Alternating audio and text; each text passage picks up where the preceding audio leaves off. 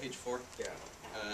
The bold print just says, resumed operation on number 2 well has the potential to contribute to seismicity in the area. Oh, what do you mean by that? What we are seeing, and as we talk with our counterparts in other states and all those other people that we're working with to gain knowledge in this area, is that seismic events don't necessarily come as a single thing.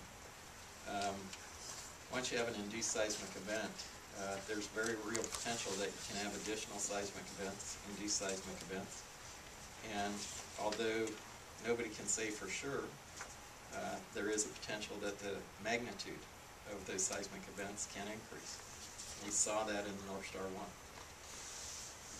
Can you generally also explain the next opinion that you had on page 5?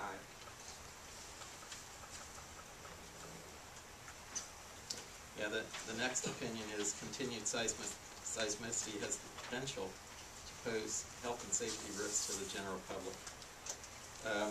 Again, one of the things we have to do as we evaluate these kind of events is do a risk assessment to the degree possible. If you remember the aerial photograph that shows the relative location of the American Water injection wells to the schools, the fire department, the homes, the businesses and infrastructure that were present. And if you assume that there's a potential for seismic activity to continue, and if you assume there's potential for it to increase, then you have to evaluate the relative risk, and the degree of risk is greater in the urban areas like this. And let's move on to the next opinion that you stated. I realize there might be some overlap, so feel free to reference back if need be.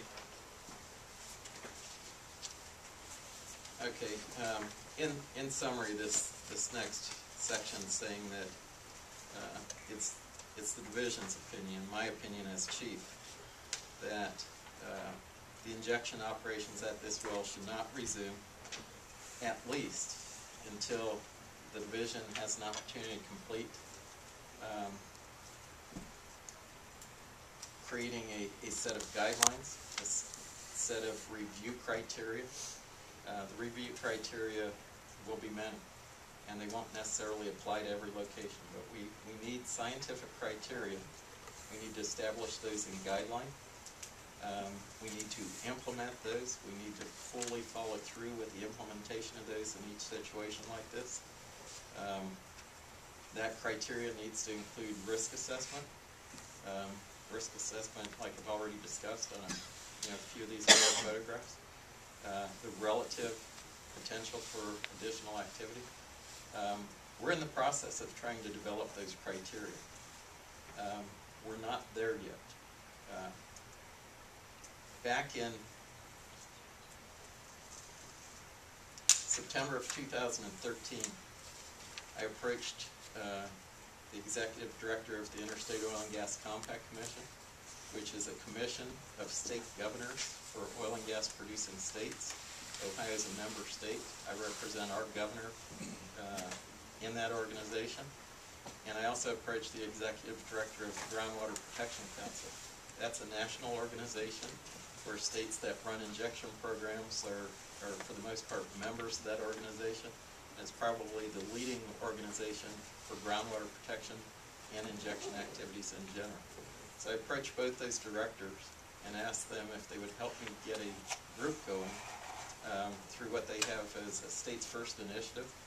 They pull states together to help states decide how states should address and handle problems like induced seismicity. So in September I approached them. In March of 2014 we held our first face-to-face meeting. Mr. Warstall and I flew to Oklahoma. We met with our counterparts from Oklahoma, Kansas, Texas, and Arkansas, and we began the group. And we identified, or we discussed, is there a need for us to all talk about all the potential ways we can review this data, including ways that we don't even know but other people may know, like many of the professors at many universities. There are a lot of very knowledgeable people in the academic community and the consulting community at the federal level that can help us. So we agreed we were going to create a group. That group has formal meetings. We have weekly conference calls. We broke component parts of what we might develop down, and then specific groups are working on that. And we're going to create a document that is kind of like a toolbox. Here are all the things you should consider, all the things you might do to monitor, to evaluate an event once it occurs, to mitigate an event once it occurs. Traffic lights have been mentioned. Those are part of it, just a component part. It's not by any means the whole thing. The risk assessment, part of the group's creating, how do we communicate the seismic data? How do we make it available to people so they can review it as well? How do we communicate the seismic event? Essentially what we're creating is a toolbox of scientific methodologies to evaluate the technical and risk-based issues associated with this. We're creating a process where all these experts from all around the country are saying, like on the seismic equipment, here are the types of seismic equipment, here's its limitations, here's its advantages, here are costs, here's where I would use it, here's where I wouldn't use it, so that people like me can make better decisions when we evaluate these problems. We have a goal, and I'm extremely confident we will meet this goal. In May, the Interstate Oil and Gas Compact Commission has its business meeting. We're going to present a draft document to them that has all this information in it, all this advice to regulatory programs. In September, the Groundwater Protection Council and the Interstate Oil and Gas Compact Commission are having a combined meeting. We hope to present a final document to those two organizations to be used as a reference by all regulatory programs, including us. From that, and in parallel with that development, we in Ohio will develop the Ohio-specific version of that document. That will then turn into an Ohio-specific guideline. It'll be a guideline for industry. It'll be a guideline for our staff. It'll make things known and more predictable. And then we will wrap a policy around that that says this is how we're going to implement it and this is what it means.